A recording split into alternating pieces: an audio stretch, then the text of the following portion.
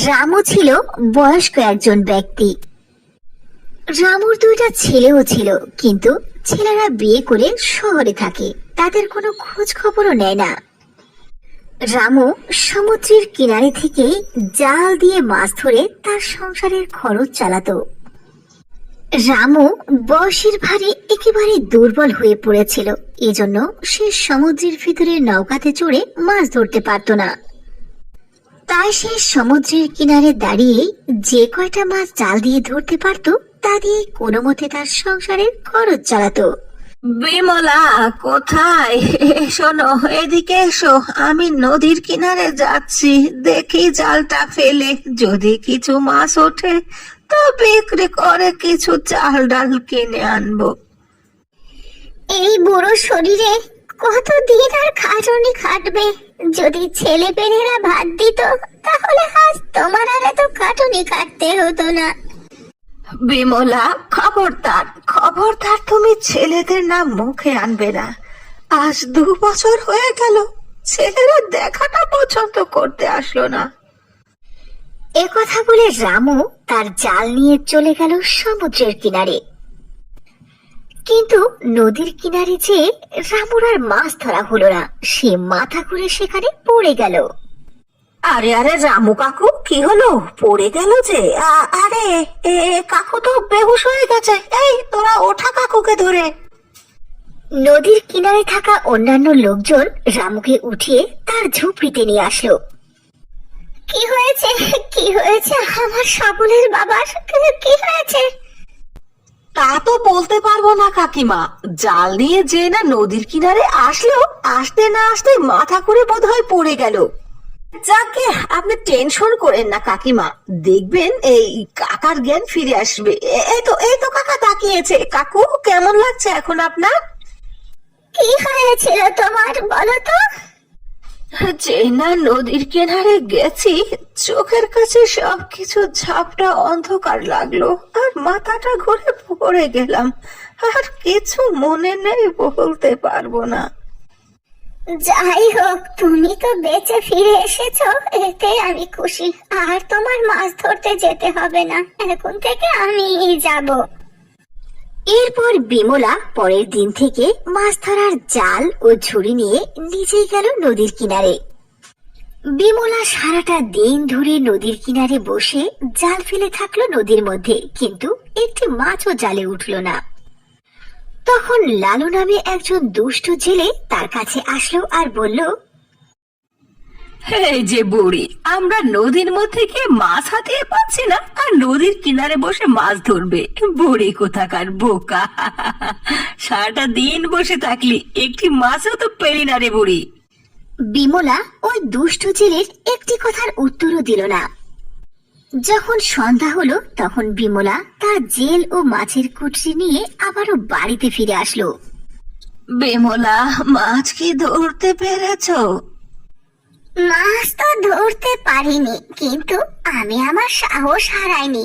আমি কালকে আবার যাব, আমার বিশ্বাস আমি কালকে মাছ পাবো। পরের দিন বিমলা আবারও নদীর কিনারে গেল মাছ ধরতে। কি রে বুড়ি, তুই আজকে আবার মাছ ধরতে এসেছিস? আজকে তুই একটি মাছও পাবি না। আমি মাছ ছাড়লে তো তুই পাবি, এদিকে সব মাছ তো আমি ধরে ফেলেছি। থাক, তুই অযথা সারাদিন জাল ফেলে নদীর কিনারে বসে থাক। শোনো লালু, তুমি আমার ছেলের বয়সী বাবা, তোমাকে কিছু বলবো না, শুধু একটি উপদেশ বলবো। গরিব, দুর্বল, অসহায় মানুষকে নিয়ে এভাবে তামাশা করতে নেই বাবা। আল্লাহ কখন কার কি করে তা তো বলা যায় না। তখন লালু সেখান থেকে চলে গেল আর সে তার মাছ ধরতে লাগলো। এভাবেই প্রায় সন্ধে হয়ে আসলো। সব জেলেরাই তাদের ঝুড়ি ভর্তি মাছ নিয়ে বাড়িতে চলে গেল। সন্ধে হয়ে আসলো, আজকেও একটা মাছ পেলাম না। এটাই শেষ, যদি এইবারে মাছ উঠলো, না উঠলে আমি চলে যাব। একথা বলে বিমলা যখনই জাল ফেললো, সঙ্গে সঙ্গে তার জালটি নড়াচড়া করতে লাগলো। এইবার বোধহয় জালের মধ্যে মাছ আটকে গেছে, জালটা বেশ নড়াচড়া করছে। বিমলা জাল তুলে দেখলো সত্যি সত্যি তার জালের মধ্যে অনেক বড় একটি মাছ ধরা পড়েছে। বিমলা মাছটি দেখে খুবই খুশি হলো। এরপর সে মাছটিকে যে জালের মধ্যে থেকে বের করতে গেল, তখন মাছটি কথা বলে উঠলো, আমাকে ধরো না, আমাকে নদীর জলে ছেড়ে দাও, আমাকে বাড়িতে নিয়ে যেও না। আমার আমার বাচ্চাগুলো আমার জন্য কান্না করছে। যদি আমি ফিরে না যাই তাহলে ওরা আমার অপেক্ষায় থাকবে আর না খেয়ে মরে যাবে। কিন্তু মাছ, আমিও যে খুবই অপারগ। আজ 2 দিন হলো আমার অসুস্থ স্বামী বিছানায় পড়ে আছে, ওর মুখে পর্যন্ত খাবার দিতে পারিনি। আর আয় রোজগার করার মতো আমার কেউ নেই। যখন তুমি এ কথা বলছো, তখন আর আমি তোমাকে কি করে ধরে খেয়ে ফেলবো? মাছটি ধরে বাড়িতে নিয়ে যাওয়া বিমলার অনেক দরকার ছিল। এরপরও বিমলার মনে ছিল অনেক মায়া। এজন্য বিমলা মাছের কষ্টকে বুঝতে পারলো। তাই বিমলা মাছটিকে জালের ভিতর থেকে বের করে আবারও নদীর পানিতে ফেলে দিল। বিমলার এসব কার্যকলাপে মাছটি খুবই খুশি হলো। আর মাছটি বিমলাকে বলল, বিমলা, তুমি অনেক ভালো, তোমার মনে অনেক মায়া। এই মাছের প্রতি তোমার এত দয়া দেখে আমি তোমার উপর খুব খুশি হয়েছি। তুমি সারাটা দিন ধরে বসে আছো একটি মাছের জন্য। যখন আমাকে পেলে তখন আমাকে না নিয়ে গিয়ে পানিতে আবার ফেলে দিলে। আমি তোমার ব্যবহারে মুগ্ধ হয়ে গেছি। আমি তোমাকে সাহায্য করতে চাই। এরপরে ওই মাছটি খুবই সুন্দর জলপরীতে প্রকট হয়ে গেল। আর সেই জলপরী তার জাদু শক্তি দ্বারা বিমলাকে অনেক স্বর্ণ মুদ্রা দিল। এসব দেখে বিমলা খুবই খুশি হলো। আর জলপরীর দেওয়া সমস্ত স্বর্ণ অলংকারগুলোকে তার মাছের ঝুড়ির মধ্যে করে বাড়িতে নিয়ে আসলো। এরপর বিমলা সেগুলো স্বর্ণকারের দোকানে বিক্রি করে আস্তে আস্তে অনেক ধনী হয়ে গেল।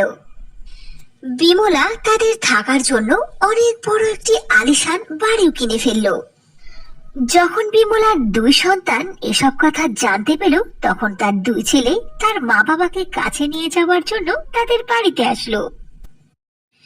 কিন্তু রামু তার ছেলেদের সঙ্গে যেতে অস্বীকার করলো। এরপর তাদের 2 সন্তানই মা বাবাকে নিয়ে যেতে অপারগ হয়ে সেখান থেকে তাদের বাড়িতে চলে গেল। এরপর বিমলা রামুকে অনেক বড় একটি হাসপাতালে চিকিৎসা করালো। কয়েকদিনের মধ্যে রামু একেবারে সুস্থ হয়ে গেল। এরপর থেকে বিমলা ও রামু সুখে শান্তিতে তাদের জীবন কাটাতে লাগলো।